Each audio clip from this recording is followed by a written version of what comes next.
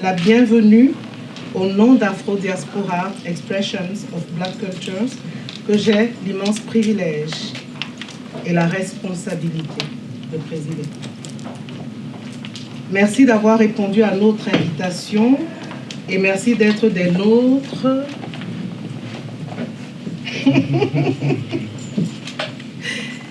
Lors de notre premier festival dédié à la promotion des arts, des cultures venues des espaces subsahariens et afro-diasporiques. Sentez-vous accueillir cet espace, celui-ci et tous les espaces de cet endroit sont les vôtres comme ils sont les nôtres. Le temps de 2 jours, lundi, ce n'est pas sûr. Tiens, c'est pas dans mon discours, comme quoi, je suis gentille souvent quand j'écris. Eh bien, nous y voilà. Afro-Diaspora organise son premier festival des arts et cultures. Nous y voilà. Nous avons fait le pari de réunir dans le même lieu l'histoire, la littérature, les arts plastiques, la musique et diverses expressions et créateurs, des chercheurs, des regards qui ont pour source l'Afrique subsaharienne. Nous vous avons invité à nous rejoindre dans ce pari désargenté et vous nous avez dit oui. Votre oui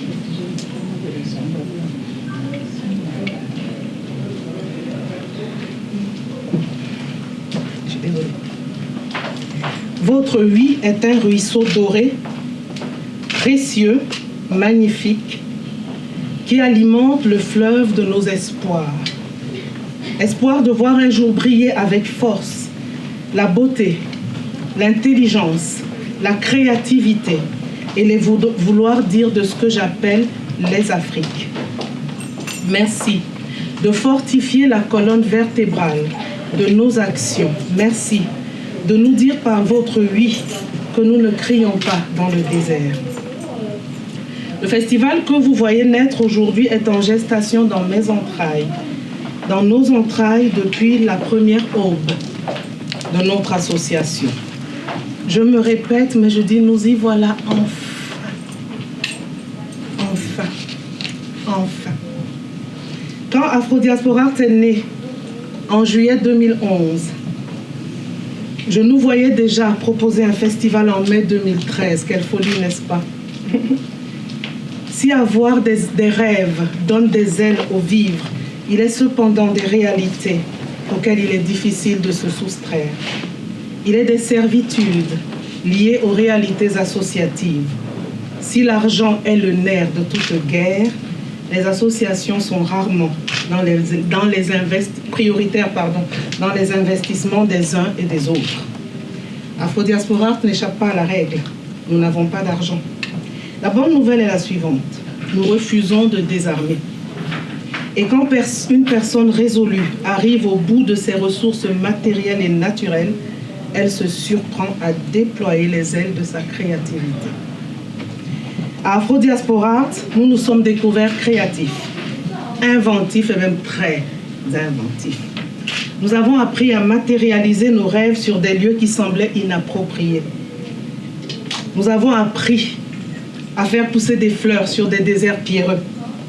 Nous avons appris à voir le potentiel dans des lieux qui n'inspiraient pas la créativité. Nous avons appris et nous apprenons encore. C'est ainsi que nous avons donné naissance au cœur à cœur acoustique et au cœur à cœur littéraire.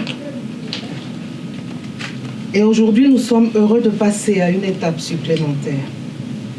Nous accueillons l'histoire. Nous accueillons la musique, bien sûr. Nous accueillons l'anthropologie. Nous accueillons les arts plastiques.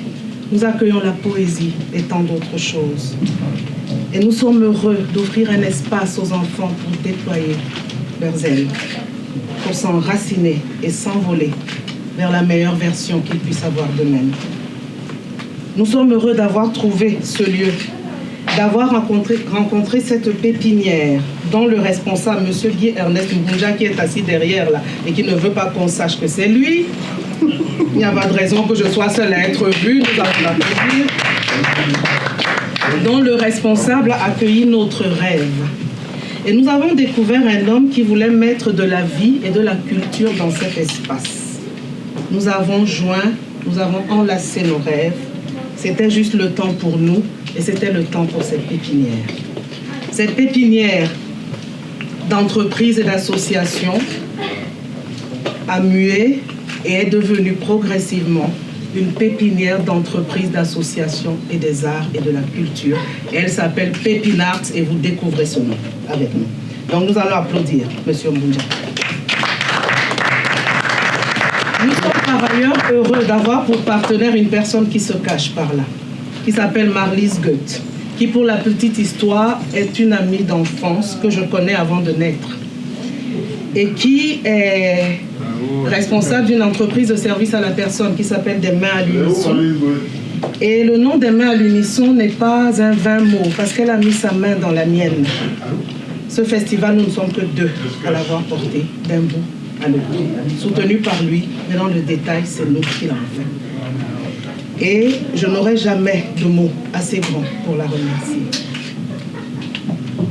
Trouver des espaces pour faire briller les arts et les cultures afro-diasporiques, tenter de leur offrir un bel écrin tout en disposant de moyens, pour l'instant quasi inexistants, parce que nous ne sommes pas en train d'appeler la pauvreté non plus. Nous disons simplement que le manque n'est pas une raison de ne pas faire. C'est juste ça ma philosophie et la nôtre. On a dit que le manque n'est pas une raison de... Ah. Quand je dis que le talent habite chez nous, il part seulement se promener. Voici ça. Quand je dis nous, c'est nous les humains. Hein. Je n'ai pas dit que Chantal. Encore que. Ce ne serait pas faux, cependant. Donc, trouver des espaces pour faire briller les arts et cultures afro-diasporiques, tenter de leur offrir un bel écrin, tout en disposant de moyens quasi inexistants, est possible. Cela aura été un défi constant depuis que nous existons. Faire exister le festival aura été un défi qui nous a lessivés. Ça ne se voit pas parce que nous sommes magnifiques, mais nous sommes lessivés. Mais nous sommes là. Et vous êtes là. Alors nous sommes heureux. Parce que c'est pour vous que nous sommes là. C'est pour vous que nous n'avons pas dormi. C'est pour vous que nous avons fait. C'est pour vous que nous avons pris du poids parce qu'on n'a pas le temps de faire des salons. Notre rêve...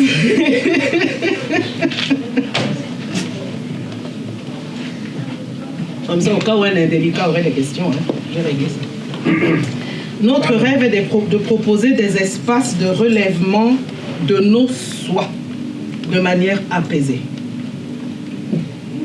D'offrir un espace d'échange, de découverte des mondes africains et afro-diasporiques. Notre vision est de participer à faire entendre les vouloirs dire subsahariens afin d'agir et d'élargir, un universel si longtemps amputé de nous. Nous qu'il a définis depuis des fantasmes qui courbent encore l'humain aujourd'hui et pas uniquement le subsaharien. Des fantasmes qui rétrécissent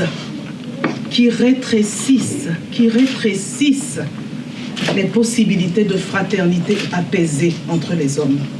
Des fantasmes qui font de nous des couleurs et non des personnes. Des fantasmes qui font de nous des races et non des personnes. Des fantasmes qui nous empêchent de danser ensemble. Il faut que les vouloirs dire subsahariens soient entendus. Il faut que l'histoire que nous portons soit entendue. Il faut que les cultures que nous portons soient entendues. Il n'est pas de culture supérieure à une autre. Il n'est pas de culture meilleure qu'une autre. Toutes les cultures ont le droit de s'exprimer. C'est pour ça que nous sommes là. Aussi, pardon, je me laisse parfois un peu...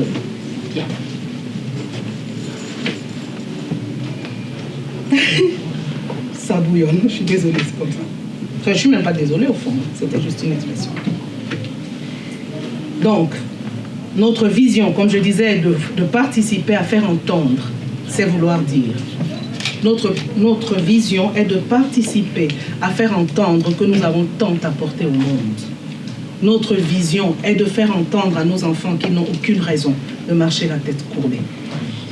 Notre vision est de faire entendre à nos enfants que personne ne les courbe de l'intérieur s'ils savent qu'ils sont. C'est pour ça que nous sommes là. C'est pour ça que le manque d'argent ne nous arrêtera pas. C'est pour ça que le manque de sommeil ne nous arrêtera pas. C'est pour ça que la fatigue ne nous arrêtera pas. On tombera lundi, samedi, dimanche, on est là. Parce que nous voulons que nos enfants relèvent la tête.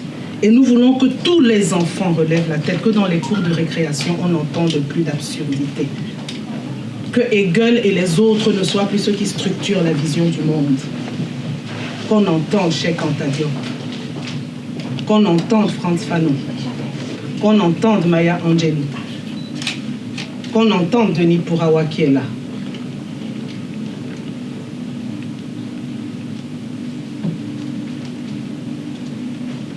Parce que chaque fois que le vouloir dire venir des espaces subsahariens est libéré, c'est l'humanité tout entière qui est affranchie.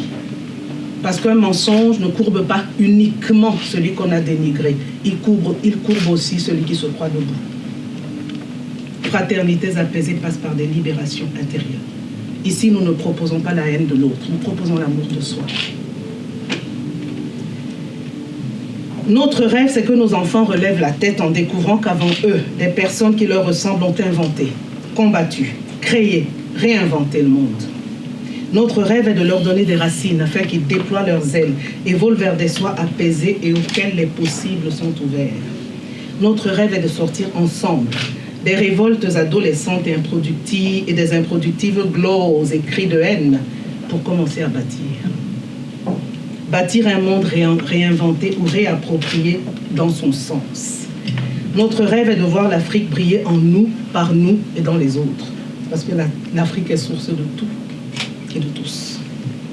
Notre rêve est de voir les descendants d'Afrique éclore dans la vérité de qui ils sont avec fierté. Notre rêve est de réinventer des espaces en soi pour accueillir le monde autrement. Notre rêve, c'est que nous rêvions ensemble. Merci.